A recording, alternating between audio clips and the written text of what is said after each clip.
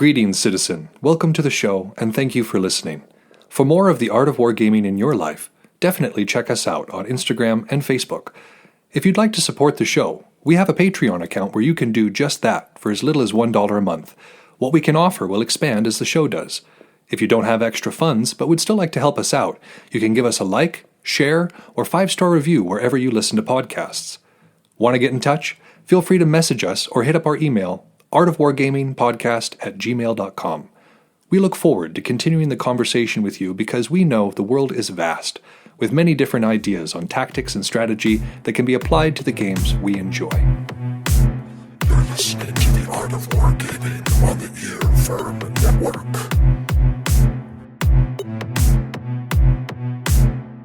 On War. The Three Arms.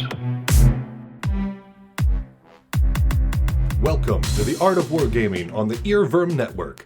I am Yaga Malark, and today's episode is about the Three Arms. But first, let's talk about the changing of the seasons, both literally and metaphorically. So here in Montana, there has already been a sharp contrast. I mean, it was an immediate transition from like hot and smoky and Mordor-esque living to a relatively cool, wet and pleasant fall. Just pretty crazy how quick those things happen. You know, thinking about that in terms of what we talk about, in terms of military science, the two would be extremely different to operate in. So if there was a military force here in Montana, and I mean like out in the field, not our reservists who, you know, they do good work, but they're in a nice comfortable building unless they're on FTX. But who I'm talking about is like if there was some sort of campaign occurring here, like back during the 1800s, then there would have been a huge difference in the way that they were supposed to handle this. You know, the smoke would have made long-distance marching unwise because it was unhealthy. I mean, people who I know who are relatively healthy people were having breathing issues. I have a friend who hasn't had asthma issues in years. It's been years, I think, since I've seen them proper use an inhaler, but they're back to using one relatively frequently now because the smoke gave them this smoker's cough, basically. So that stuff's not good for you. So any sort of long-distance marching would be ill-met by the conditions. So that would have limited people. That would have limited how far the army had to go. It would limit, what kind of rest they might need, what kind of health issues they might pick up along the way, and then to have that immediately switch, right? And I mean the pluses of it were sleeping outside fairly easy. I mean, even though in Montana it still drops to like the 60s or sometimes the high 50s at night when it's that warm, it's still like relatively decent if you've got a good bed mat and a good sleeping bag. Now contrast that with the weather we've been having right now. During the day, it's been downright temperate. You know, you could march forever, even in a wool uniform. You could have marched forever in this temperature. I mean, like high 60s, low to mid 70s. Yeah, that's most people's dream right there. And the smoke, of course, cleared out. The rain has seen to that, but that's a whole new hazard, right? Because the rain brings with it slick ground, which would be trampled absolutely to, I mean, our field that we fight on, we try not to go on it early in the season when it's still wet, because even just, 20 of us fighting back and forth on it tears up that ground. Can you imagine what happens to soft, wet ground when a large force marches over it? I mean, it just turns into a mud pit. So while the temperature would have been nicer now, the mud pit would have been an issue. The night sleeping would have been an issue because it is cold and it is wet. So you would have been thinking about whole new health issues compared to what we would have had with the smoke. I mean, I think the real lesson here is don't invade Montana. But on a wider point, it's just kind of interesting to think about, the difference that would be required for an army in order to function in this environment. And I would invite you to take a look at your own. Look at some of the historical campaigns that may have happened where you live and maybe think about it. Think about how the different seasons where you are, the different, weather effects that happen, like how they would affect a campaign in your area.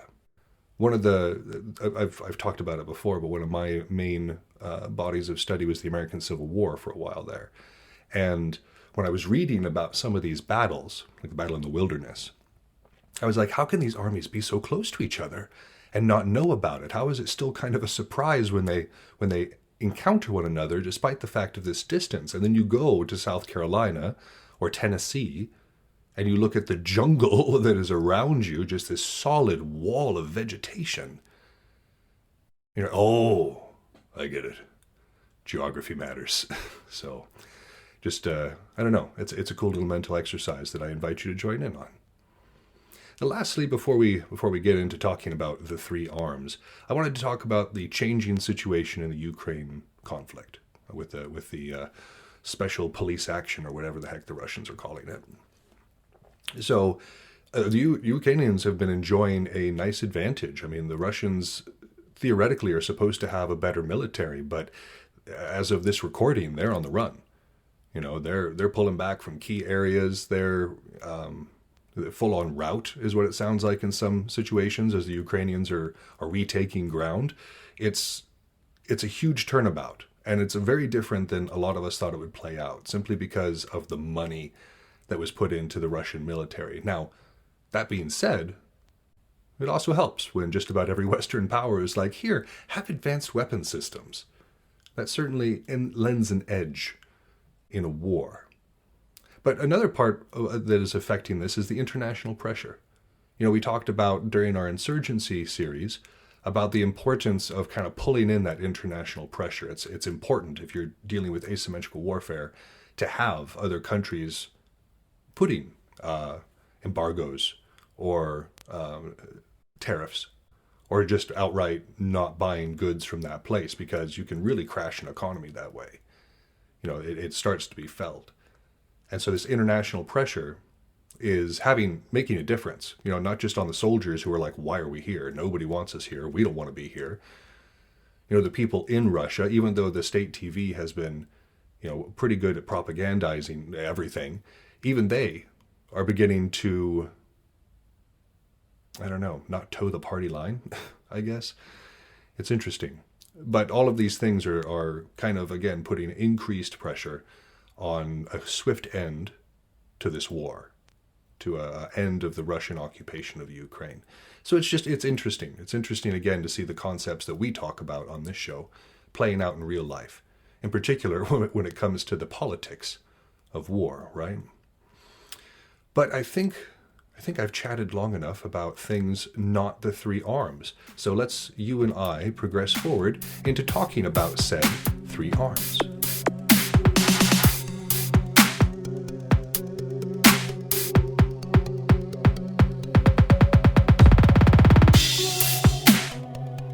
If you'll recall, when we speak about the three arms, we're speaking specifically about artillery, infantry, and cavalry.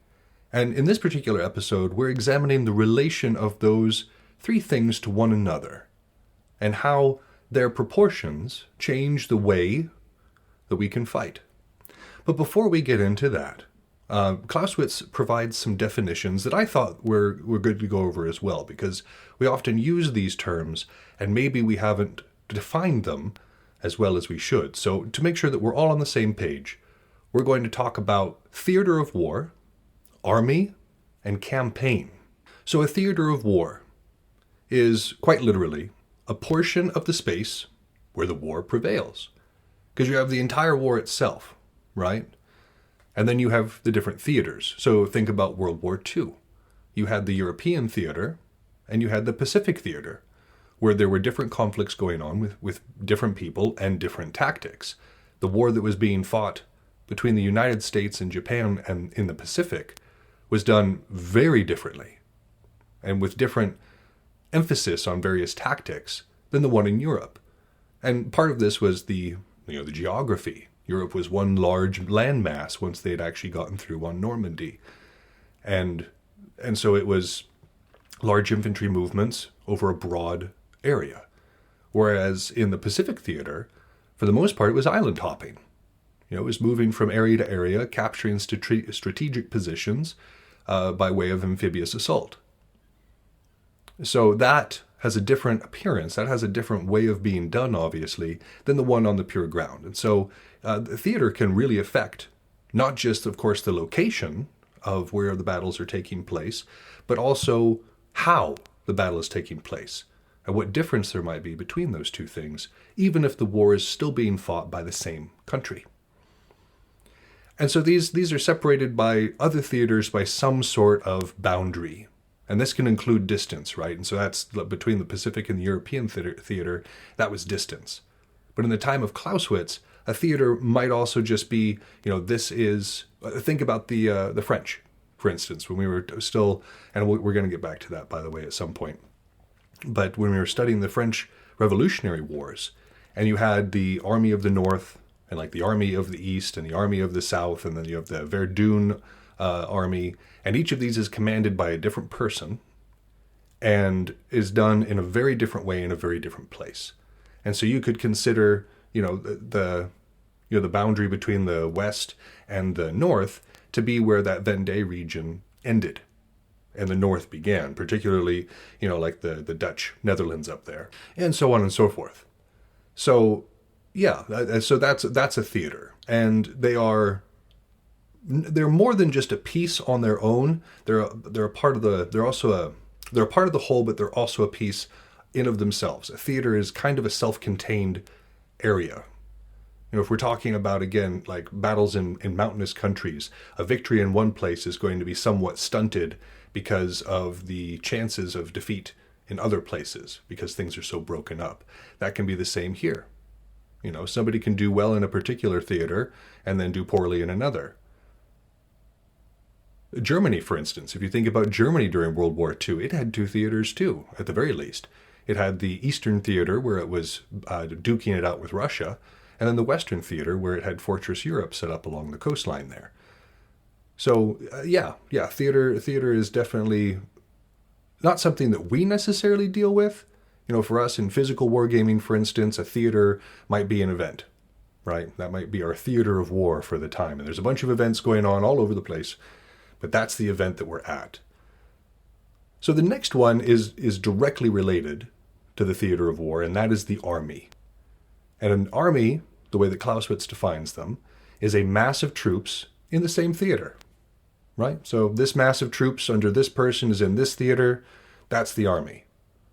The Army of Northern Virginia, the Army of the Potomac, specific armies for specific regions, for specific theaters, right?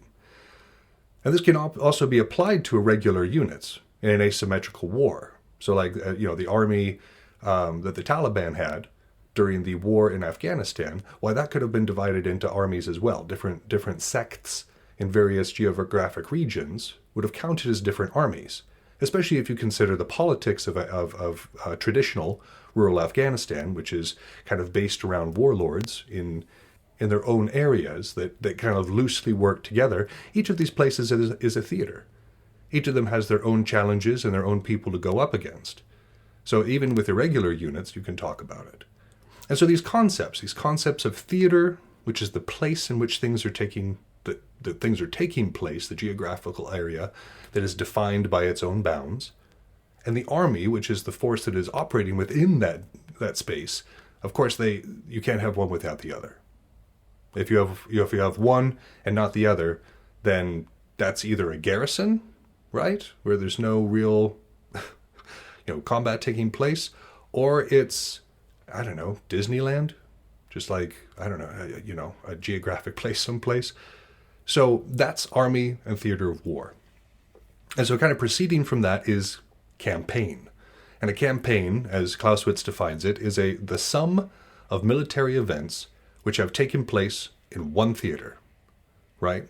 So the Shenandoah and the back and forth that took place there between the Union and the Confederacy, was all the Shenandoah campaign. And it didn't affect, in many ways, the campaigns that were going on other places, except for maybe freeing up troops once it was done. But in terms of what was happening there, it affected Shenandoah, and therefore that was the theater of war, and that's where the campaign was taking place. And this can also be divided up by year, or by a temporary suspension in hostility as well. So, the campaign of 1804, the Tet Offensive in Vietnam. These were shorter things that were done as a campaign, but even though the war went on longer, particularly if we're talking about Vietnam, that particular campaign was only as long as it lasted. So these are our definitions kind of going into the rest of this. And when we're talking about relation of power, which is ultimately what we're talking about when we speak about the three arms, first we need to consider these necessary conditions of fighting, right? These are things that will be involved in every single fight that we're in. You know, we have numeric strength, the organization respective of both sides, the state of both sides, which is to say who's backing them, the level of maintenance on those sides, and the country and ground. You know, these are conditions that will be present in every single fight, in every single war. And they kind of feed in to this relation of power. And we've discussed before that numeric superiority is one of the most important things. If we can have more people than our opponent, that immediately puts us in an advantageous position. But we can also intensify that, right? We can take our numbers and make them even more impactful by using courage and spirit, for instance. And I mean, this is part of the reason we're talking about morale so much. I mean, how many episodes have I done where we speak about keeping morale up, not just for the individual, but for whatever group we're a part of? Well, it's extremely important because, again, it's a multiplier, right? If we've got that military, like numeric superiority, and then we've got the multipliers of courage and spirit that come from good morale, those numbers mean even more. And so our superiority grows at that point. And this is also influenced by, material things as well. The arms that are present. If we've got numeric superiority and the best equipment on the market, that's also a huge multiplier. Equipment in general. Who makes the equipment? How easily does it break?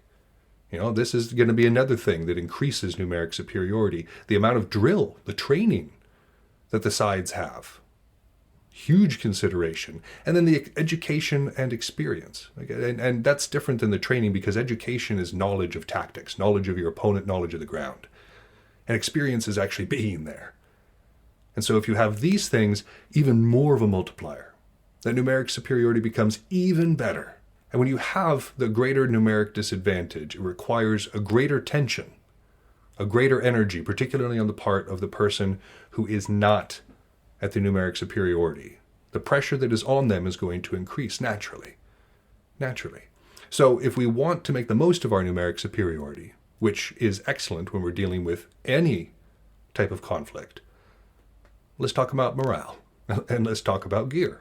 So with these considerations in mind, let's actually get to the subject matter of this, which is the relation of the three arms. And as we discussed before, the three arms are infantry, artillery, and cavalry. Now there's two types of fighting. There's two types of combat that take place on the field.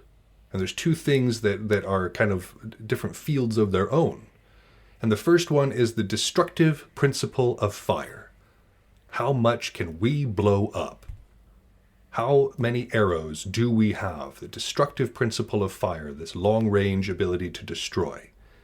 And then on the converse side of that, you have personal combat, right? So the destructive power kind of back away from it with the long-range destructive capability, and then personal combat right up close, right up in your face. And so these two things are very different, but they both tie in essentially to combat. Between the two of these, you find all combats, right? And so let's talk about where the different arms are categorized. It makes sense that artillery is categorized purely in the destructive principle of fire, right? I have not really heard of artillery people running out to join in a melee fight. It's different perhaps when you're dealing with like bows and arrows, right? Because it's easier to carry a sidearm and drop the bow and kind of go into a more melee-oriented stance. So that's a little bit different. It's a little bit different than when we're talking about with Clausewitz and the big cannons. And so for stuff like 40K, this is usually appropriate. Not always, because again, Clausewitz didn't account for space elves. But in most situations, the artillery is relatively stationary and just does a lot of firepower at long range. And conversely, on the other side, in this personal combat side, you have the cavalry, right? Particularly in the time when Clausewitz was writing, when they were still using sabers, okay? and they would ride into the enemy ranks and kind of tear them up. The cavalry were considered personal combat. And in many ways, they still are. They're still the ones that get into your face. They're the ones that are the most aggressive in terms of personal space. And so that's still kind of the case, right? When we think about cavalry in the modern sense, like right now, we're thinking about things like mobile infantry. So that's dismounted cavalry, right? They ride really fast to a place, and then they jump off their horse, and they fight on foot from there, right? But another consideration of cavalry would be tanks. And that combines the destructive principle as well. So that's kind of a mesh between a cav and an artillery piece. And then you come to helicopters, right? And that's pure cav right there. And they still have the destructive principle. It's not melee. People are not leaning out of that helicopter to lance you, but it's still closer than an artillery piece several miles away lobbing shells somewhere. So this is kind of the modern state of war in these ways. Of course, infantry is infantry. Ground pounders have been ground pounders the whole time. And so what he talks, and so they're in the middle, right? When we talk about infantry, they encompass concepts of both the destructive principle of fire and the personal combat. They can do both there. Not necessarily as well, right? They can do personal combat, but not as well as cav, because of that mobility factor. And they have a destructive principle of fire, but not anywhere near what an artillery piece can deal out. So between the two, or between these three, we have a fairly good coverage of the field. And Clausewitz says that, and I think it's not a bad idea to agree with this loosely, that infantry is superior in general utility, right? We can use them for more things.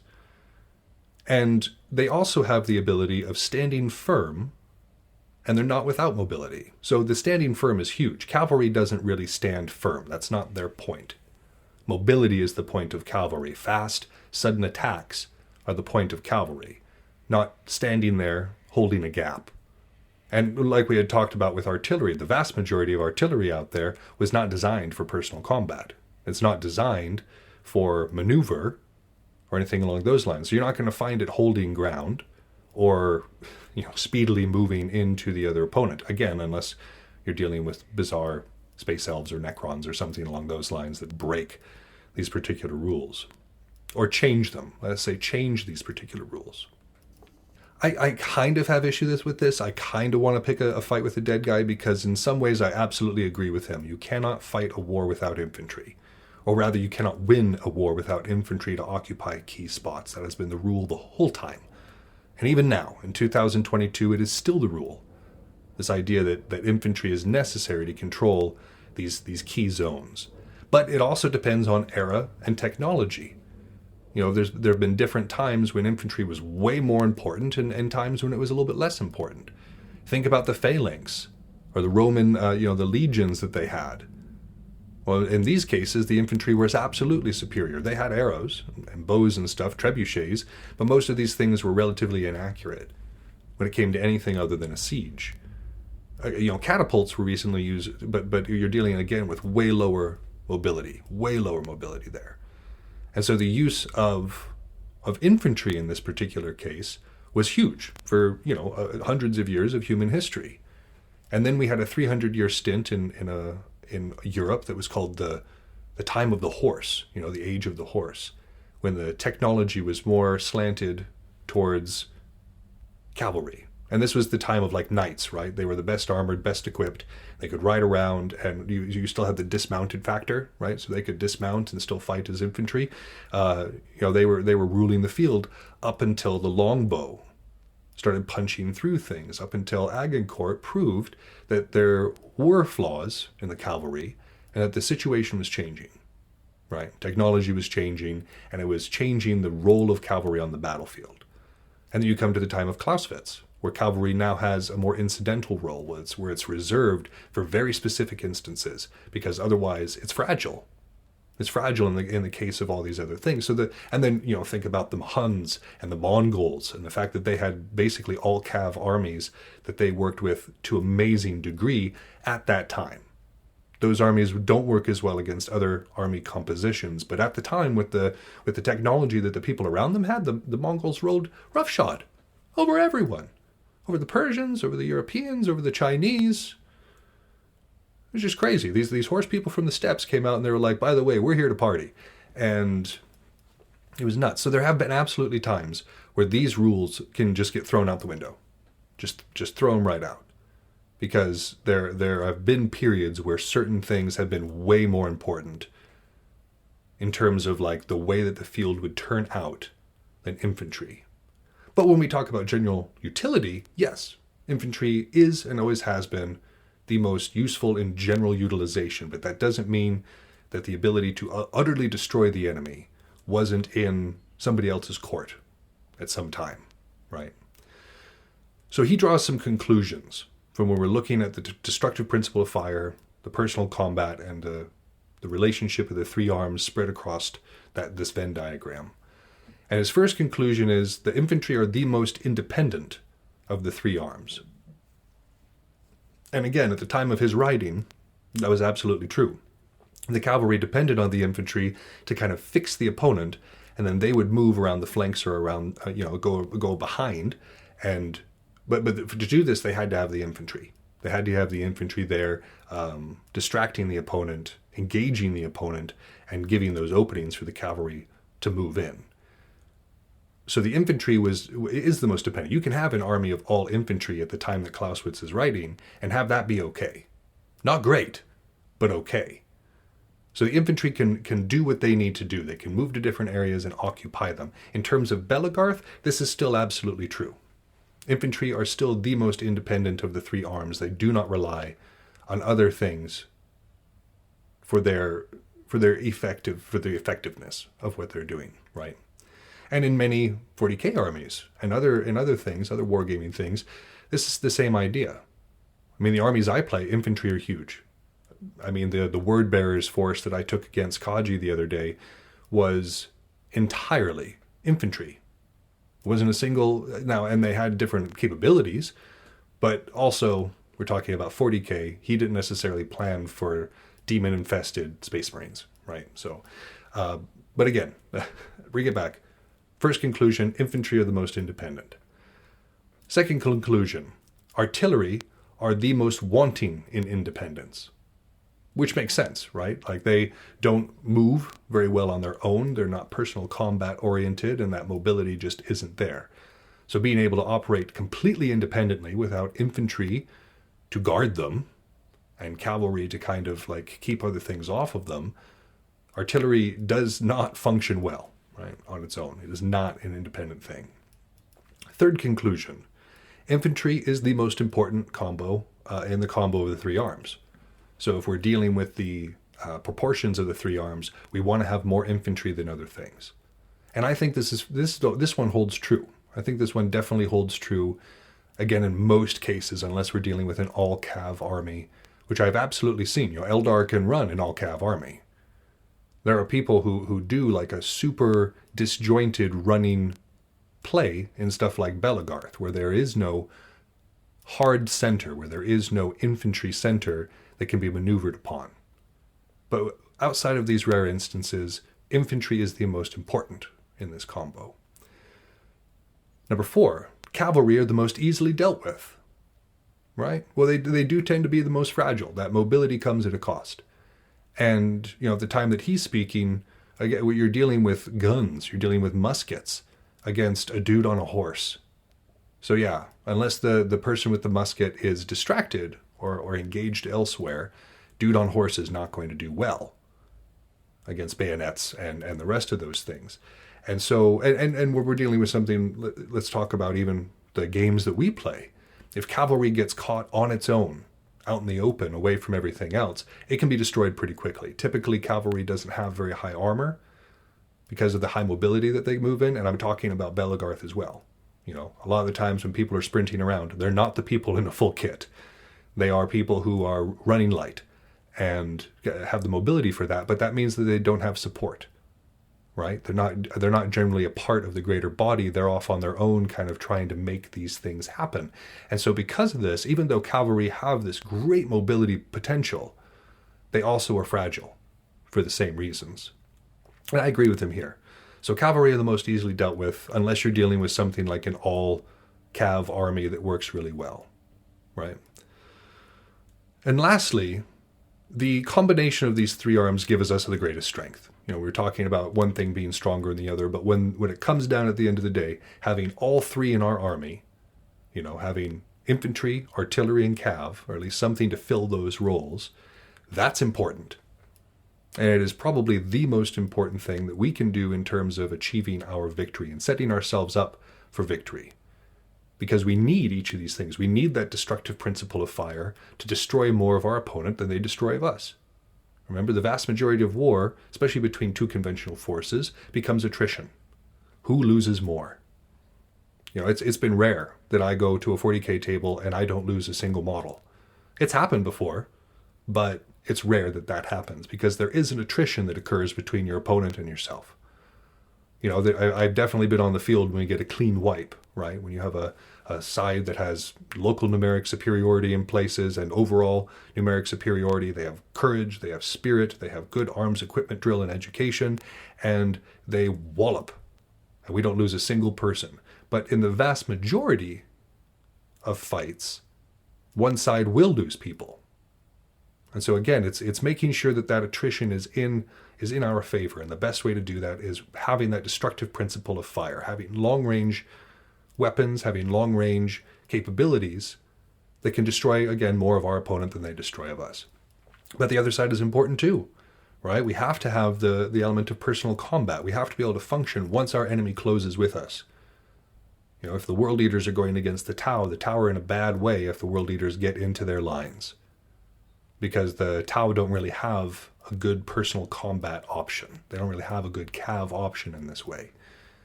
So they are at a disadvantage, whereas there's armies that don't really have a long-range advantage. They're at a massive disadvantage at range because they don't have that artillery capability.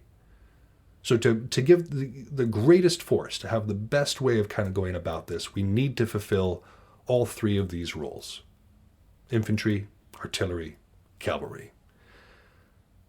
However, especially at this time, one of the big considerations that Clausewitz had to deal with, and the other generals at the time, was the comparative estimate of the cost of organizing and maintaining all three of these arms. For us, it's kind of the same too. We're buying our plastic crack. We're buying our shields and our garb and our weapons. And so there's a cost between these things. And again, particularly during his time, it's a bit of a stretch for us. Because an artillery piece, once we buy it, we don't have to maintain it. Right? We don't have to go in and tighten up all the bolts and change the oil and make sure that we've got ammunition for it and make sure that the gun is greased properly so that things are going to be coming out without friction. We don't have to do any of that. We have our plastic bottle. There is no cost of maintenance. There is in Belagarth, for sure. You got to repair armor. We have to repair shields and weapons and people. So there is a cost of maintenance there, but nothing like we were talking about here. And so infantry, especially at his time, would depend on the available people. How many people can we put into uniforms? And so the equipment that goes into them, absolutely. But how many people do we have and how well do we want to equip them? That is definitely part of this comparative estimate. Because, if it was that easy, if it was easy for a state to just summon a good army with good proportions, just out of air, boom, well, then war would be very different. But unfortunately, for most states, they have to operate within the means of a budget. And so infantry depends on the available people, but typically is the cheapest.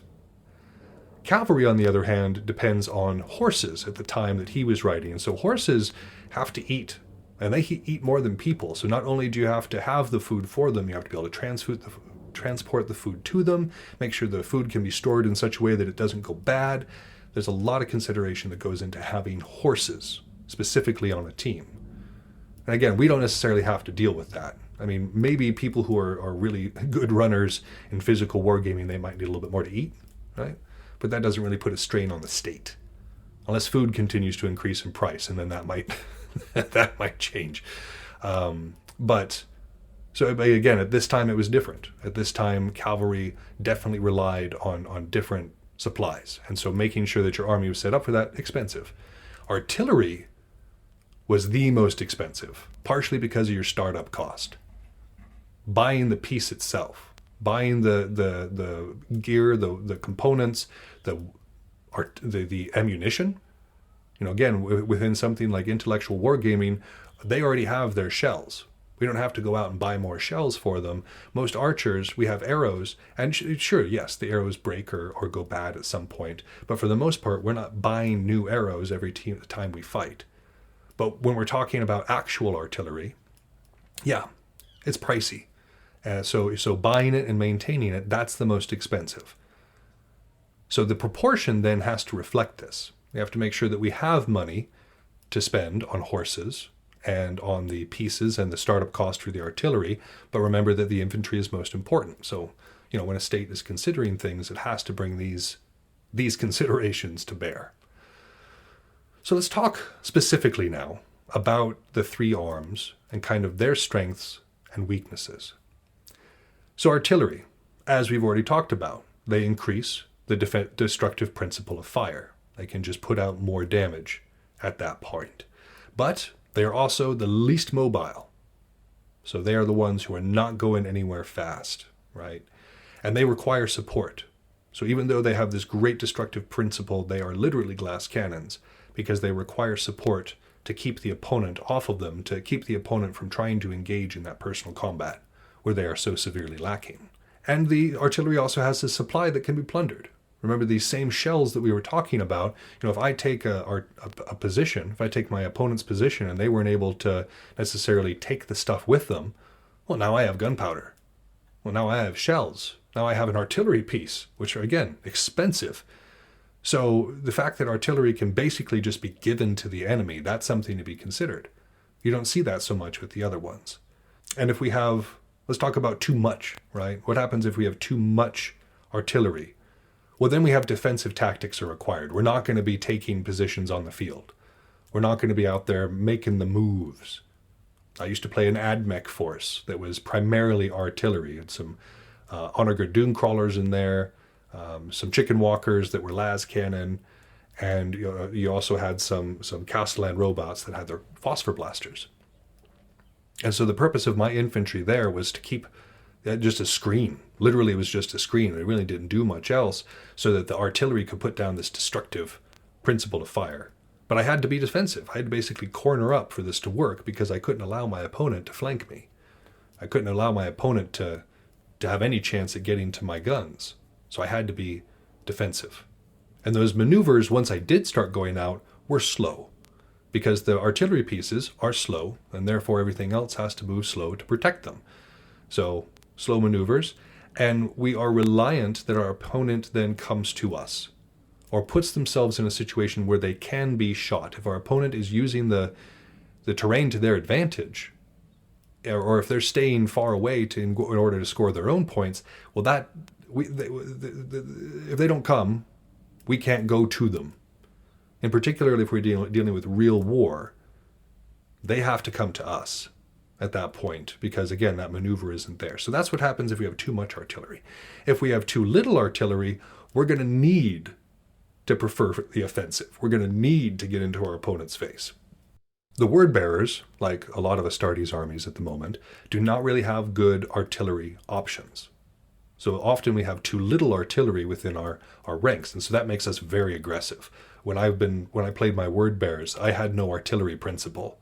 I had my personal combat principle and my infantry principle pretty good, like pretty solid in there, but no artillery principle. And it worked out in this particular case because I was able to compensate for it, but I had to be aggressive. I had to get right in my opponent's face and take ground and make sure that I took more than they did. And this mobility principle is required. We do need to be able to move fast if we don't have artillery, because otherwise our opponent picks us apart at range. If we're a melee-based army, but we never close into melee with our opponent, well, that's not great. So having too little, having too much, this kind of changes the way that we have to play in terms of the battle itself. Cavalry, it increases mobility, obviously. If we have cav, we can move more, we have more options, right? Because we can reach these places over here or over there, so we can kind of change it up without our opponent really being able to predict where we're going to be and when we're going to be there. And we can examine the situation and say, okay, we have these various openings we can go after. Which one is going to be the most advantageous for my team? Should I rush the archers, right? Should I rush the cavalry or the infantry? The artillery element over there? Should I backstab or should I flank some of the infantry over here? You have the options, right, as cav. And we have the ability to really capitalize on the follow-through. Remember when we had spoken before in a previous episode about follow-through and being able to capitalize on our victory. Well, the first level of that is to be able to send the cav to harass our opponent. So the cav really shine when we're dealing with things like the follow-through and pursuit. However, proportion-wise, if we have too much cav, then for one thing, in particular in the time that he's talking about, feeding them is a huge issue. Because again, horses need a lot of food. And if we have a massive amount of cav, we need to get that food from somewhere to give to these horses. So that's an issue with the cav. And as we had talked about before, another issue with having too much is the fragility.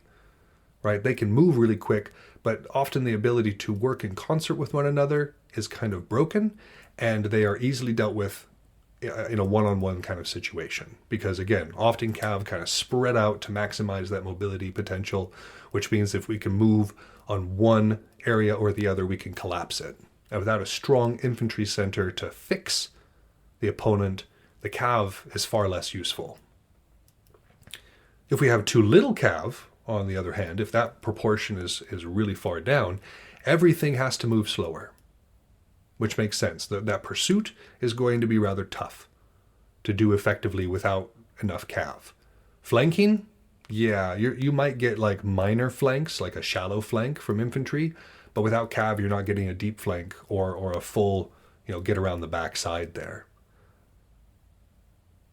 We have to be organized with more care. We have to make sure that we're thinking about our flanks more, because another huge thing that the cav perform is not just flanking the enemy, but providing counterflankers for us, for making sure that the enemy can't come on us in that way. And so if we don't have cav, we have to make sure that we are really protecting our flanks, that we are really taking into consideration that our enemy might have an element to their army that is far more mobile. And this happens fairly frequently, where I am at a disadvantage when it comes to cav. I mean, I play, today I'm actually going to be playing my buddy TF. You're going to hear him on a little bit later.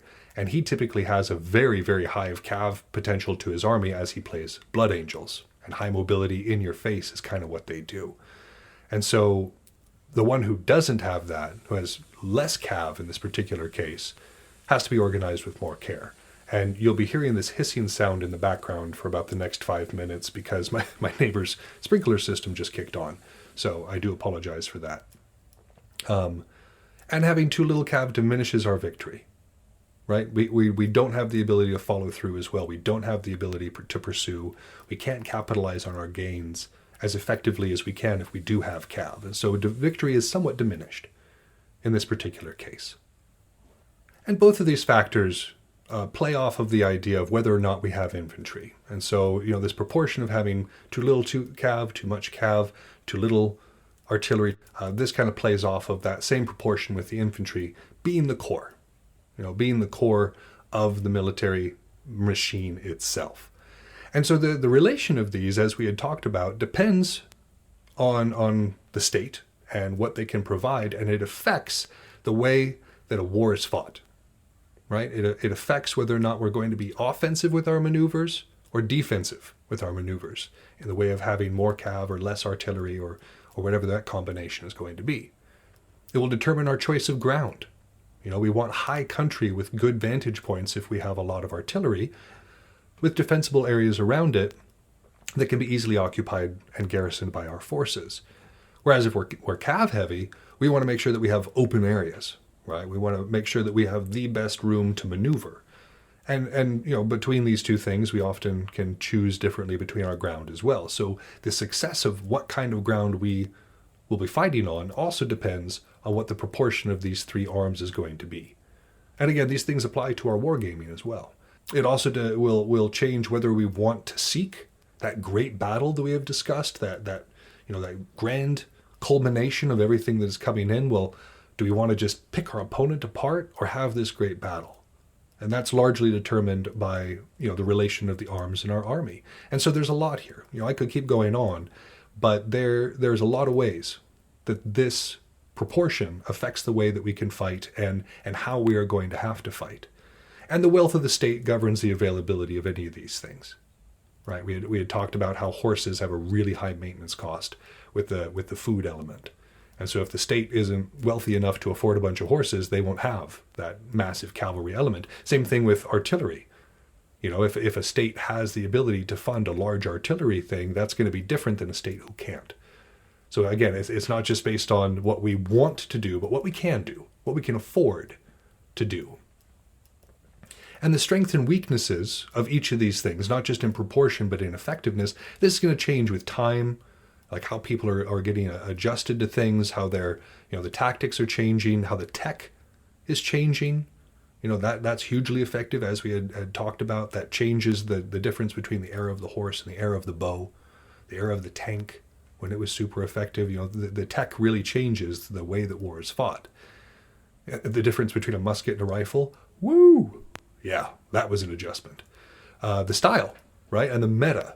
What is most common? What styles are being used the most? What is the cutting edge techniques that are being used? How are things being improved? All of these things affect the relation of our three arms as well. So the principal results of this section, let's just wrap this all together. The principal results of this section are: 1, the infantry is the chief arm, full stop. Others are subordinate to the infantry, and we just need to kind of plan for it that way. Boots on the ground, right? The second principal result of this section is by great skill and energy, a lack of subordinate can be compensated for. So if we have an infantry force that we can move quickly, that we are able to do a little bit more with in that way, we can compensate for a weak cavalry section. If we have very aggressive infantry that are able to get in people's faces, we can compensate for a poor artillery section. And so, but this takes great skill and energy. This takes specifically moving the infantry and training them in a way that compensates for that loss. It's still not going to be as effective. Cavalry are very good at what they do, and they're the best at it. Artillery are the best at what they do. But infantry can, by great skill and energy, be flexible in this way. The third is it is harder to go without artillery than cavalry. That destructive principle of fire. And speaking about where he was from, that's absolutely true. When we're dealing with war in the late 1800s or late 1700s or early 1800s, absolutely artillery was king. Everything else kind of revolved around the effective use of artillery. At different times has been different, as you talked about. Sometimes cavalry is more important if your army or your unit depends on fast motion. If you're a high mobility force, then cavalry is actually going to be more important. So this one depends on what kind of tactic you're trying to use, because we're not fighting in the 17th century, or the 18th century, excuse me. And lastly, artillery is the strongest of the arms, not the most, not the best with different utility, but the strongest. That destructive principle of fire, artillery is the strongest of the arms, and cavalry is the weakest. This doesn't necessarily mean in overall effectiveness, but these are good things to consider. So we've covered all this stuff about the three arms, and I think we want to see it kind of play out a little bit. And so we're going to have a little before and after with TF.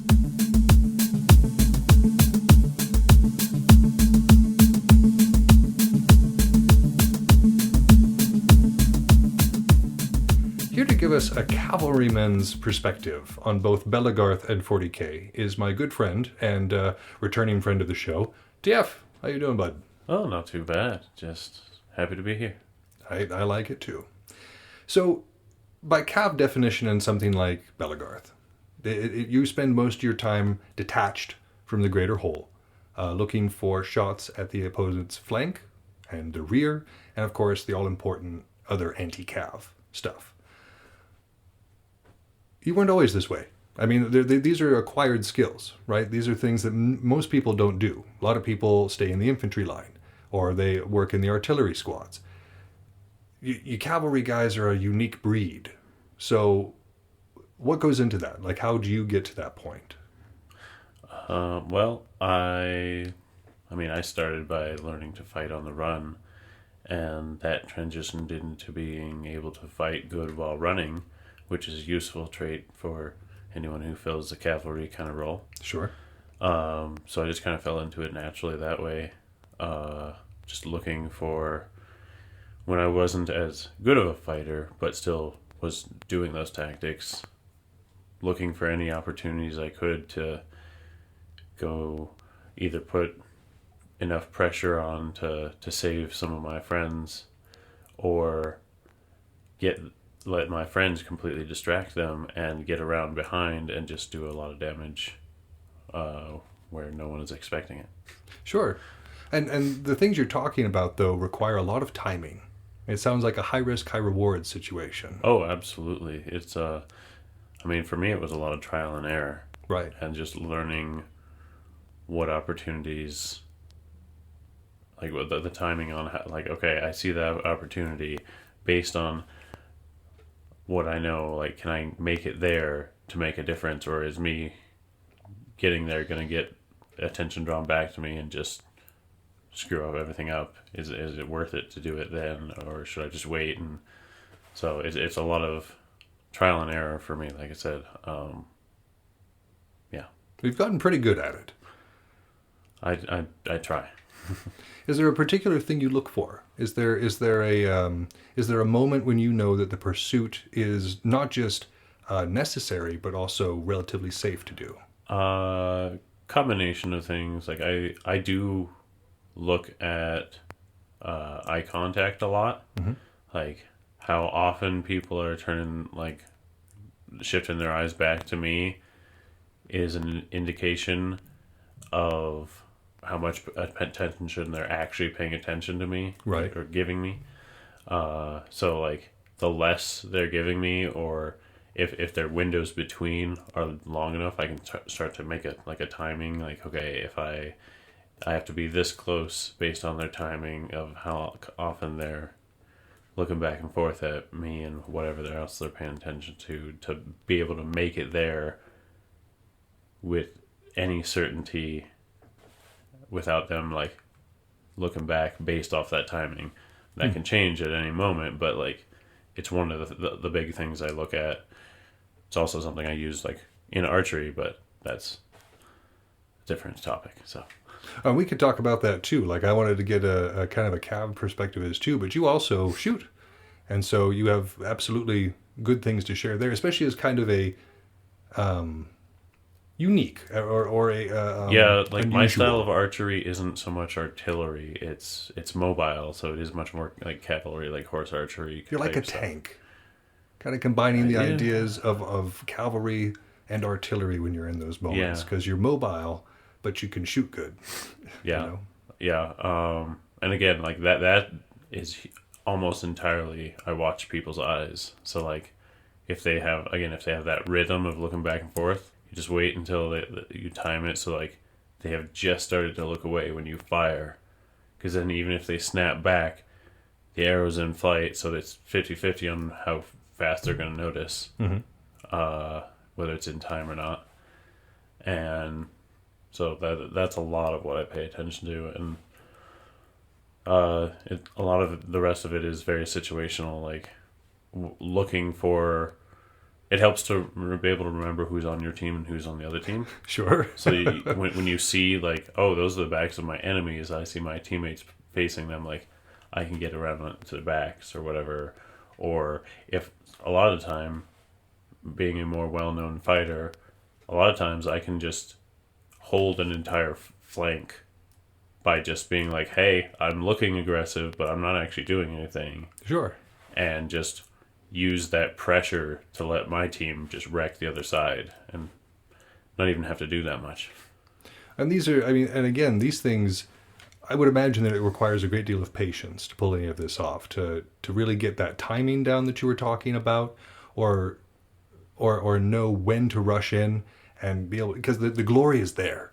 You remember being a young fighter and seeing the backs to you and not necessarily knowing how to time it, but just being hungry for that glory. Oh yeah, and that was the very early stages of learning the timing of like, oh, yep, that didn't work. Oh, that didn't work. Nope, that didn't work.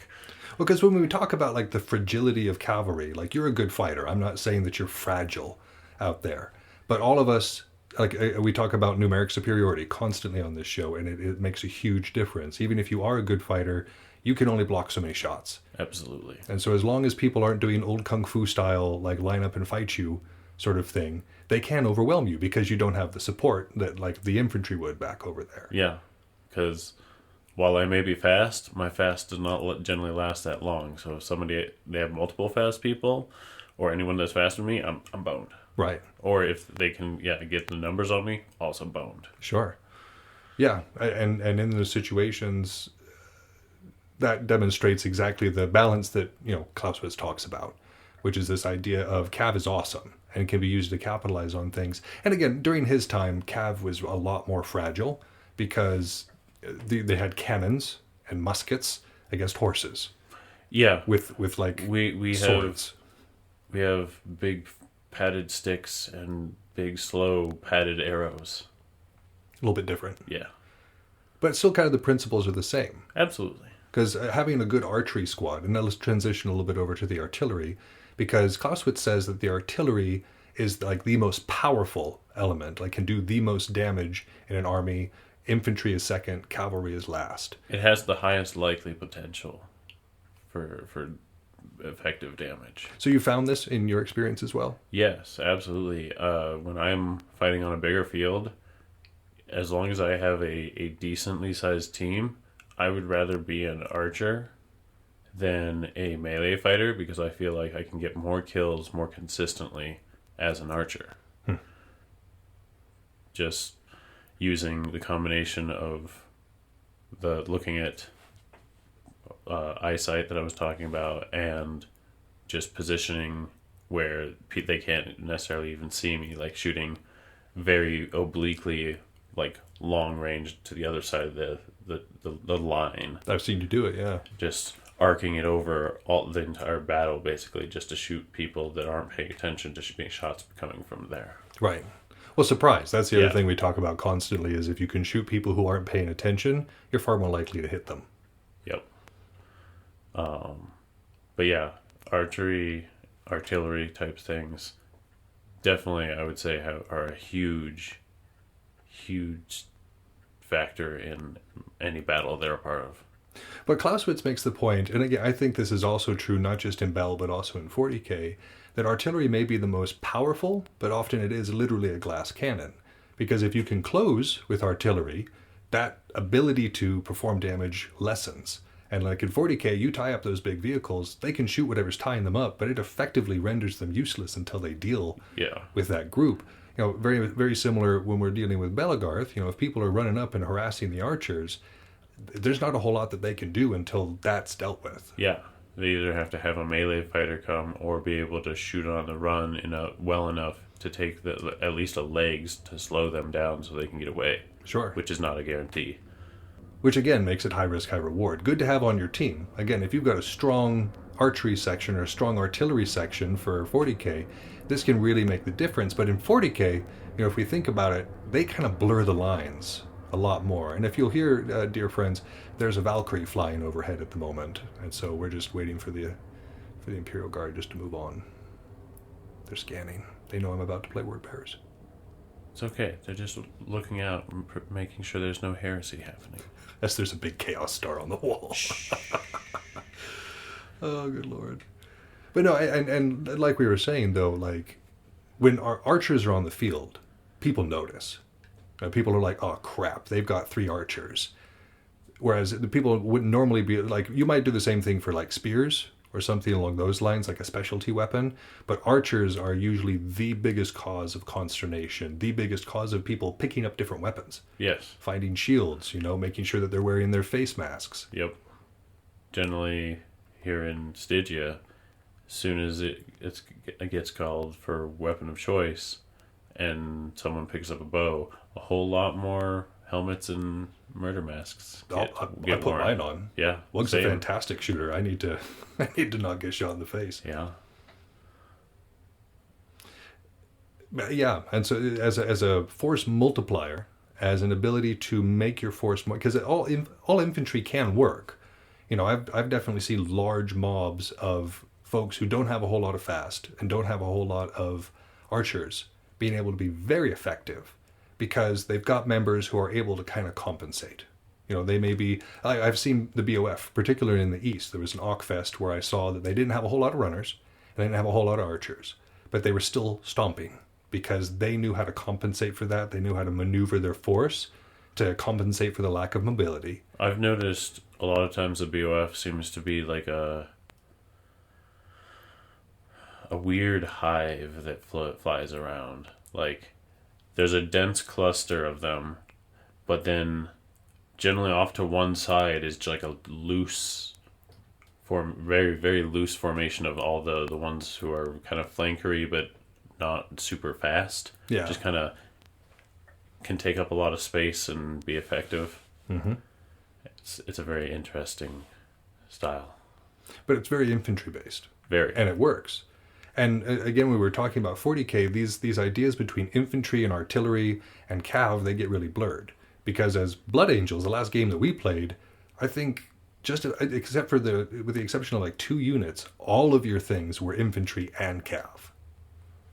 Yeah, there's 4 units because I had the 3 intercessory squads and the eradicators. That's right. But everything else was mobile. Yeah, everyone else had jump packs. And so how did that, like, I know that I ended up winning that one.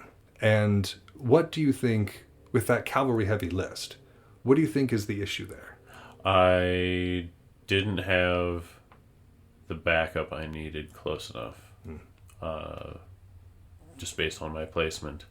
Like, the Death Company were there, and they did get a great charge in. Oh man, my Terminators were just devastated by that. Yeah, and that denied my second squad of Death Company to be any useful, so they died. And the Sanguinary Guard were too far back to make it in to help, even until that last turn when I just ended up doing very little with them, and then you came back and just stomped them all away.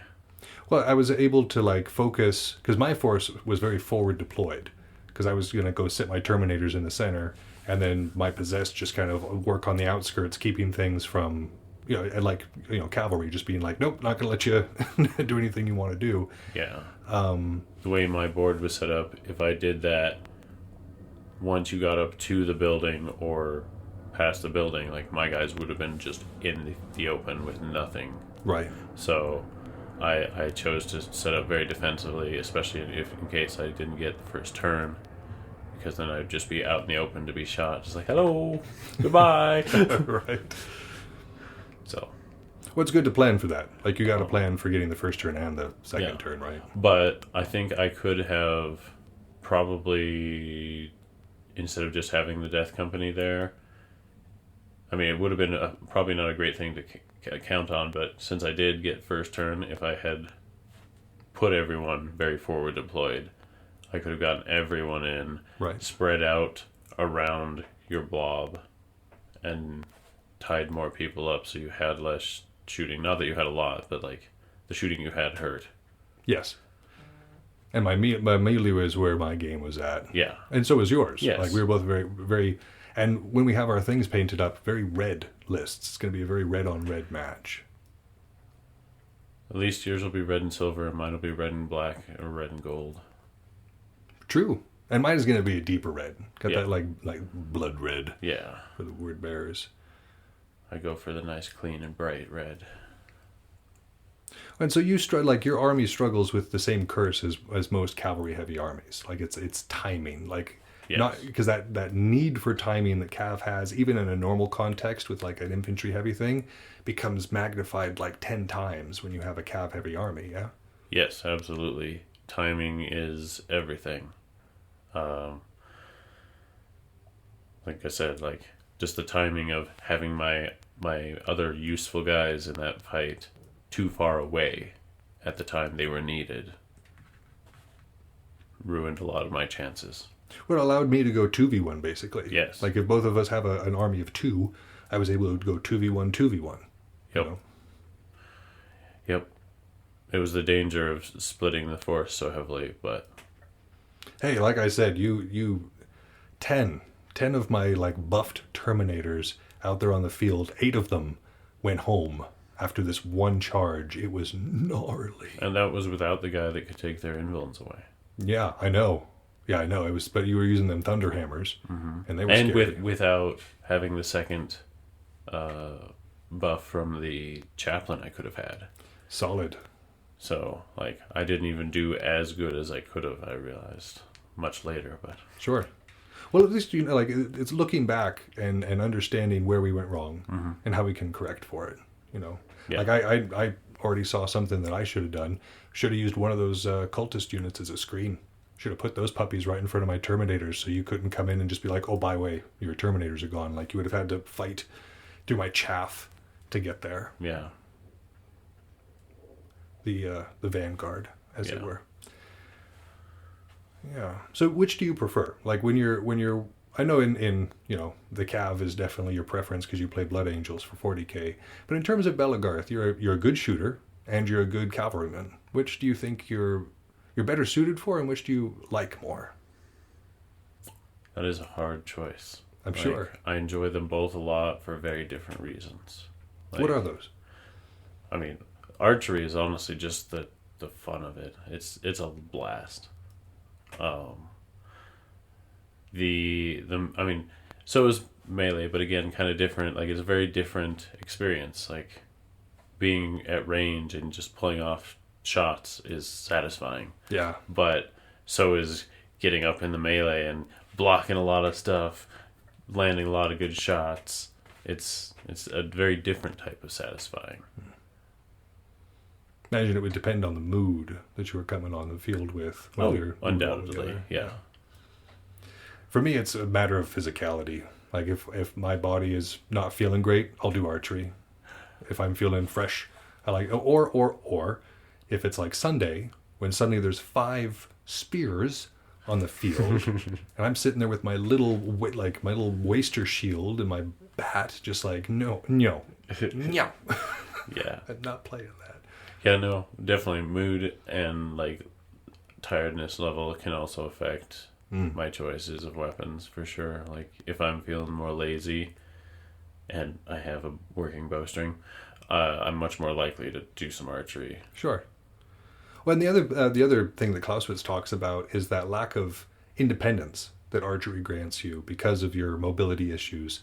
And even if you are on the run, like, as an archer, that is your choice. Yeah. When somebody's coming towards you from melee, your choice is to either stand there and take it or move out of the way in a quick fashion. Yes. And when you're moving, again, like you were saying, it's difficult to shoot backwards when you're moving quickly.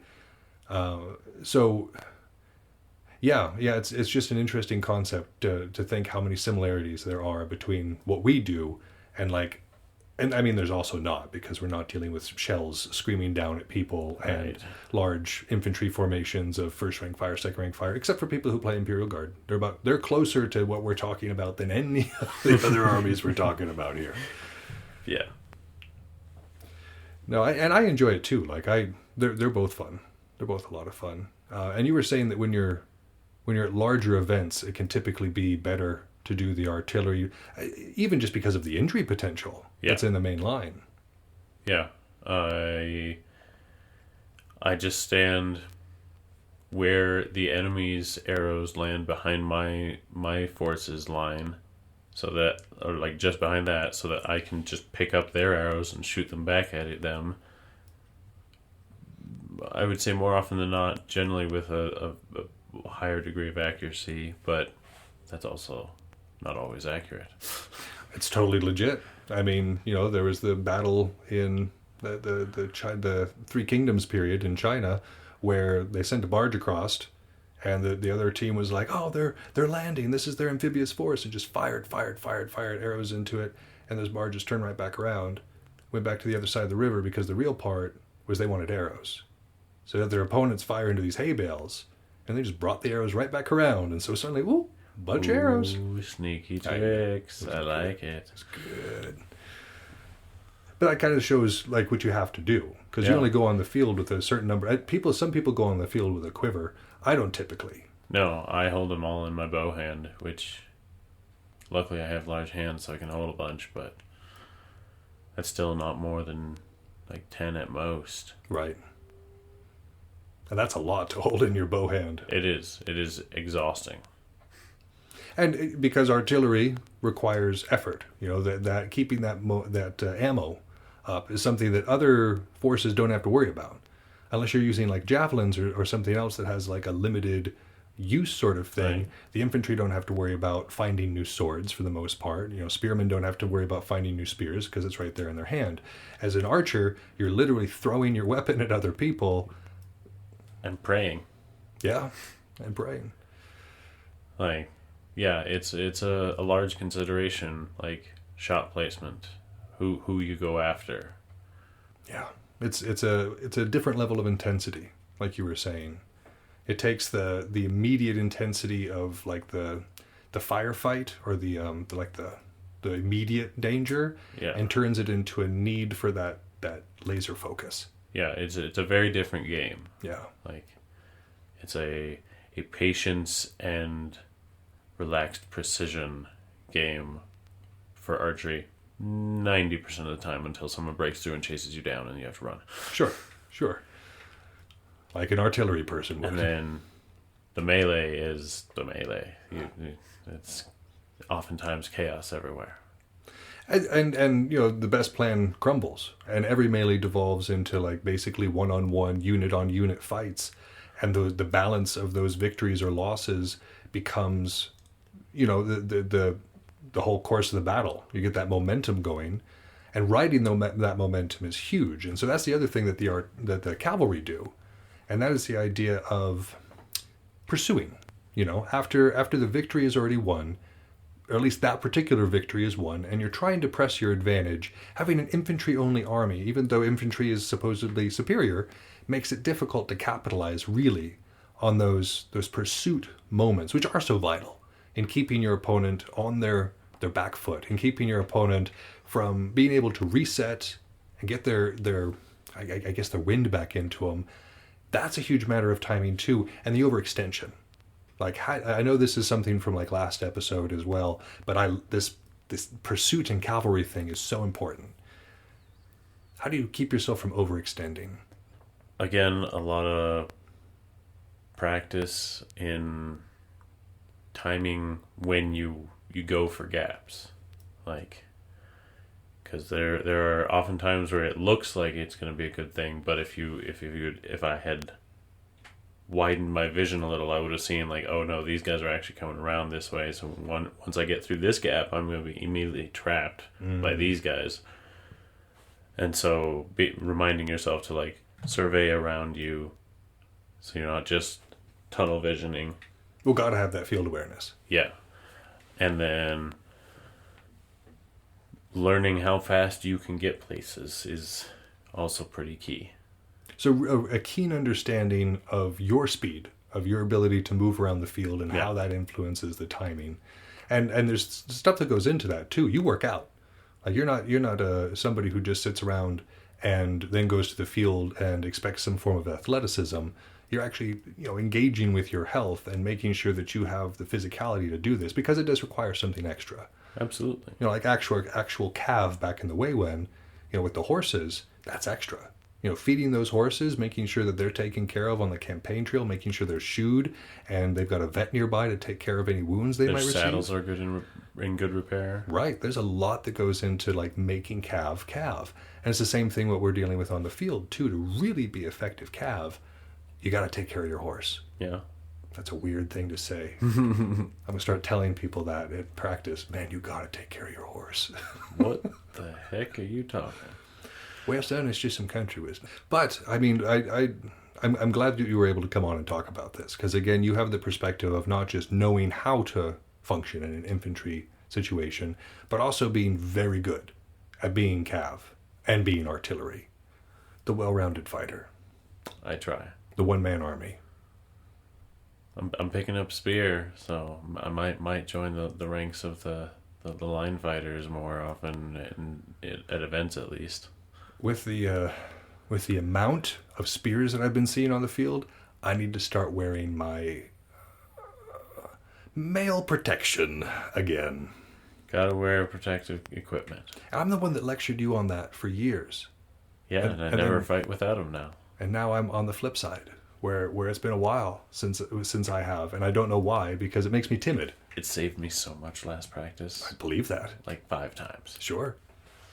It would, like, again, I was sitting there being like, I could run up on this person right now, but the threat of what it might do, yeah. It's a real thing.